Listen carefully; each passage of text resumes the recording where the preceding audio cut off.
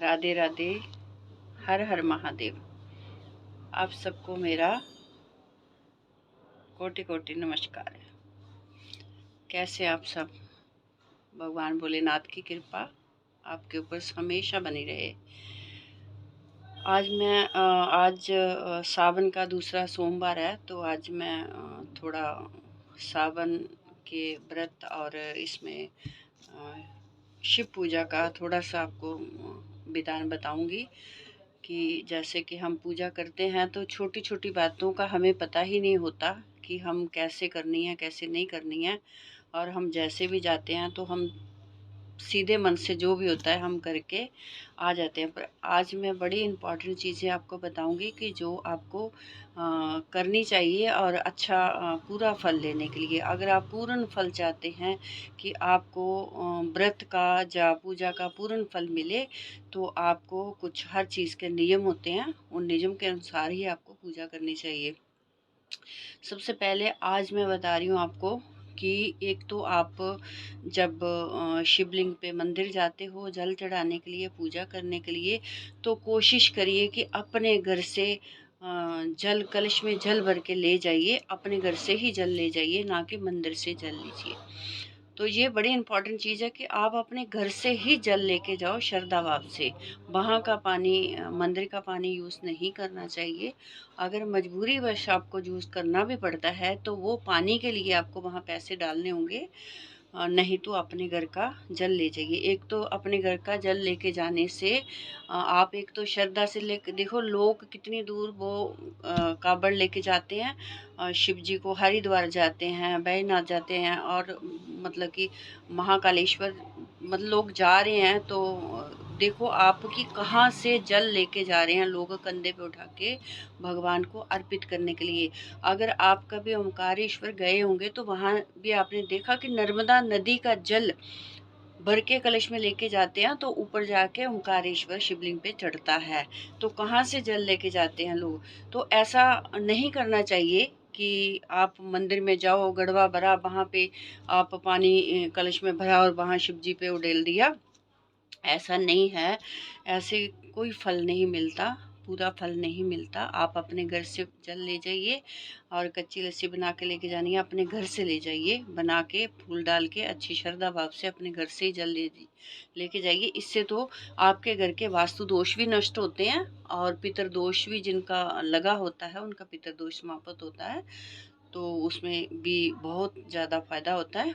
तो आप अपने घर से, पहली बात है कि जल आप अपने घर से ले जाइए। और दूसरी बात है कि हम अलग अलग पूजा करते हैं, कार्तिकेय की, भगवान गणपति की, माता पार्वती की, तो ये तो शिव में ही समाया संयुक्त परिवार शिव जी का है।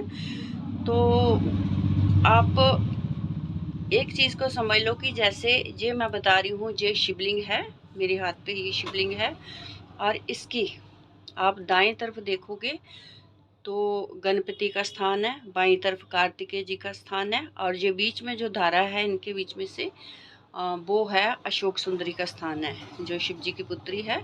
तो आप कहीं भी सर्च करके देख सकते हो, अगर जिन्होंने शिव पुराण पढ़ा होगा तो उनको तो पता ही होगा। और ये सारा ही पार्वती जी का हस्तकमल है जिसपे शिव जी का लिंग है। तो सबसे पहले तो आपको स्नान कराना होता है, शिव जी पे जल चढ़ाना होता है, तो सबसे पहले राइट की ओर थोड़ा सा जल दीजिए, फिर लेफ्ट की तरफ कार्तिकेय के नाम का, फिर बीच में अशोक सुंदरी के नाम का, फिर ऐसे करके परिक्रमा के रूप में ऐसे हस्तकमल पे पूरे शिवलिंग पे ऐसे माता पार्वती के नाम का। उसके बाद फिर शिवलिंग पे आप जल चढ़ाइए, और ऊपर अगर वो जलाधारी लगी होती है, एक गागर सी लगी होती, मटका ऊपर लगा आता है जो शिव जी से पानी नीचे आता है बूंद बूंद, तो उसमें भी आप जल डालिए। उसमें शिव जी भगवान की वो जो जलाधारी ऊपर से जल आता है एक एक बूंद, वो शिव जी भगवान की 5 पुत्रियां हैं। ये शिव पुराण में वर्णन है। और 5 पुत्रियां हैं, जाया, विषहरा, शालिवारी, देव और दोतली। ये शिवजी भगवान की 5 पुत्रियां हैं, तो वो उसी में ही मतलब कि जल जो बहता है, बूंदे गिरती हैं, वो पुत्रियां हैं भगवान भोलेनाथ की, तो संयुक्त सारा ही परिवार एक शिवलिंग में है। आपको अलग से पूजा करने की ज़रूरत नहीं है। अगर आप जल चढ़ाने के बाद आप चंदन लगा रहे हो तो ऐसे ही चंदन लगाइए, पहले राइट तरफ, फिर लेफ्ट में, फिर बीच में, फिर ऐसे माता पार्वती के नाम का शिवलिंग पे ऊपर त्रिकुंड बना के, उसके बाद फिर पत्ते भी चढ़ाने हैं। तो पहले एक पत्ता राइट, फिर लेफ्ट, फिर बीच में तीसरा पत्ता, फिर चौथा पत्ता हस्तकमल पे, और पांचवा पत्ता शिवलिंग पे चढ़ता है ऐसे करके, और एक पत्ता जलाधारी पे भी चढ़ाना चाहिए। तो ऐसे करके शिवलिंग पे वो पत्ते चढ़ते हैं। और बिल पत्र चढ़ाने का भी यही विधान है। और एक नंदी भगवान पे सबसे पहले नंदी भगवान को थोड़ा सा जल, सबसे पहले नंदी भगवान को थोड़ा सा जल और एक पत्र, क्योंकि वो द्वारपाल होते हैं उनके, तो सबसे पहले उनको थोड़ा सा जल और एक पत्र उन पे भी चढ़ाना चाहिए। तो ये तो हुई शिवलिंग की पूजा का विधान आपको बता रही हूँ। और उसके बाद मैं बता रही हूँ कि अब सावन का महीना है, इस महीने में आप कोई भी अपनी मनोकामना पूर्ण कर सकते हो। वैसे तो आज तो दूसरा सोमवार है, तो जितने भी अब दिन बचे हैं, जब बाकी जितने भी दिन रहते हैं इसमें सावन में, तो आप कर सकते हो अपनी कोई भी मनोकामना के लिए। आप बहुत अच्छे इसमें उपाय हैं, सावन में करने वाले बहुत अच्छे उपाय हैं, वो कर सकते हो आप।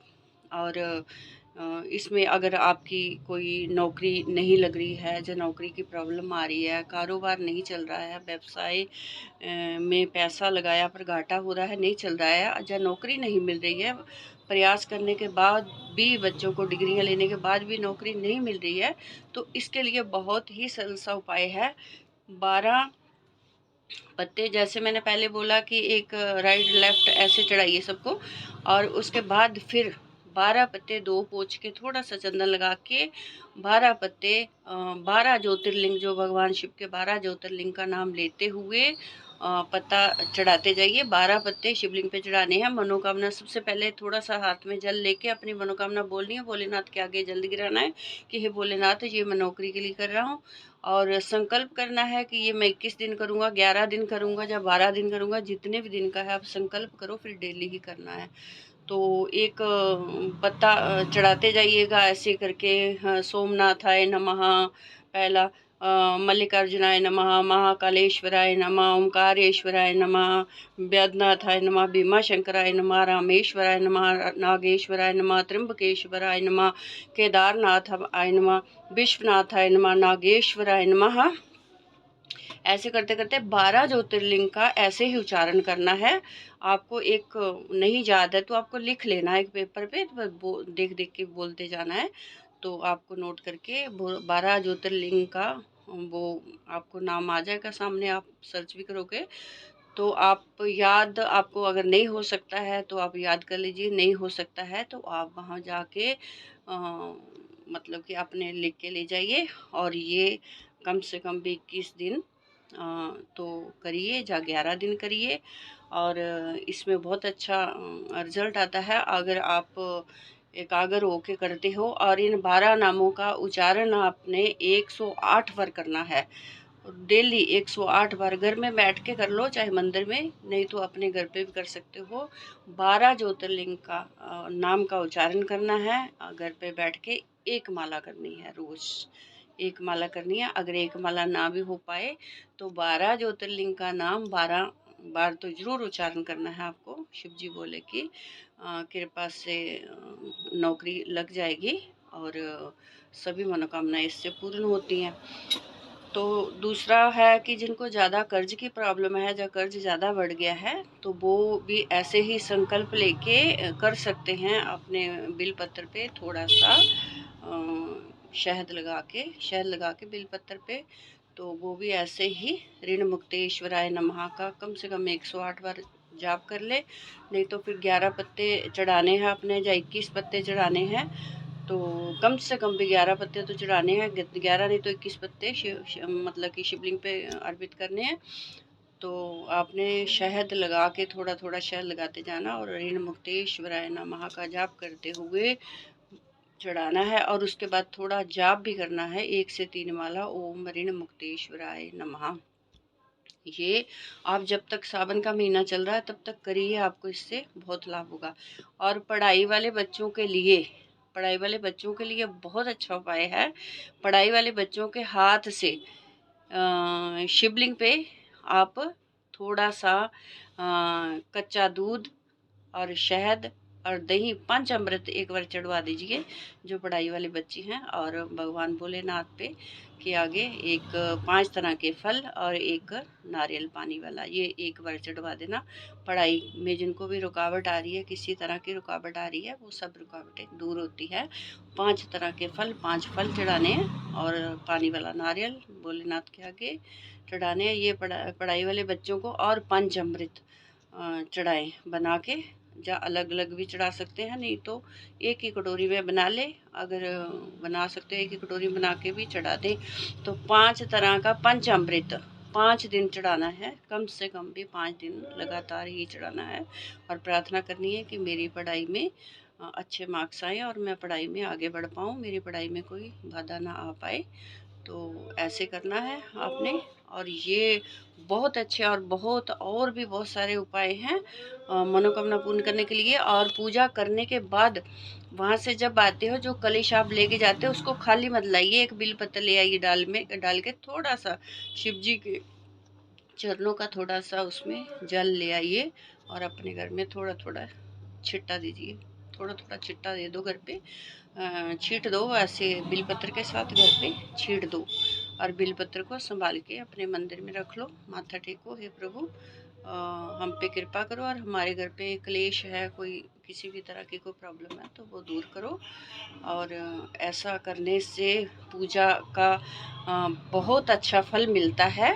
अगर शिव पुराण में सारी चीज़ें लिखी हुई हैं तो बहुत अच्छा फल मिलता है। अगर आप विधि विधान से पूजा करते हो तो इससे बहुत अच्छा फल मिलता है। अब मैंने आपको थोड़ी सी विधि बताई है, और ये मतलब आप करोगे तो भगवान शंकर की आप पे अपार कृपा होगी। तो इसी के साथ ही मैं आपसे विदा लेती हूँ। और आप मेरे चैनल को शेयर करें और लाइक करें, कमेंट भी करें। और अब मेरी ओर से आपको हर हर महादेव, महादेव आपकी सभी मनोकामनाएं पूर्ण करे, ऐसी मेरी कामना है।